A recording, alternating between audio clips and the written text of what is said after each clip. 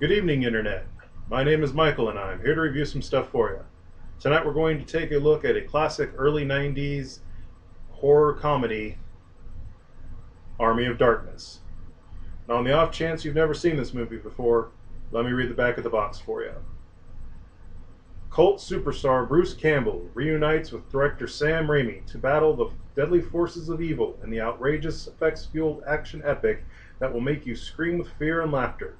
Forced to lead a makeshift Dark Ages army against the demonic Deadites who possess all the deadly magic of hell, the shotgun-toting, chainsaw-armed, reluctant 20th century time traveler Ash must save the living from the dead, rescue his medieval girlfriend, and get back to his own time. So yeah, that's kind of a brief overview of the movie.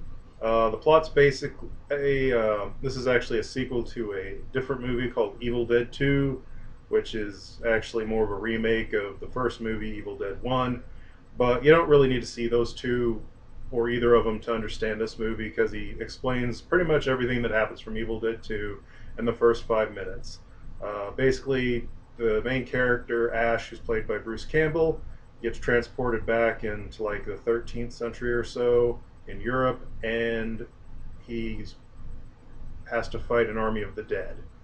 Pretty much, he has to go get and yeah, that's pretty much the whole movie. He fights the army of the dead.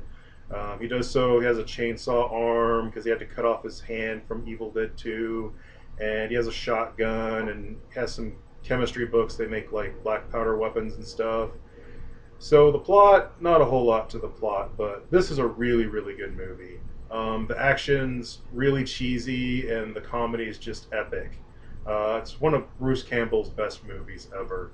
It's full of great one-liners and action scenes.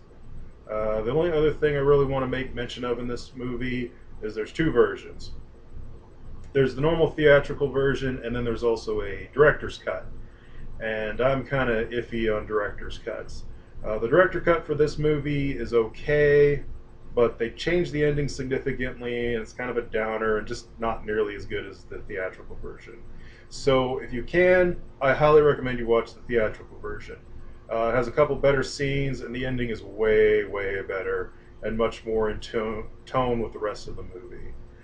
Anyway, I will give Evil Dead a 5, and I highly recommend you watch it. And stay tuned next time where I'll review something else.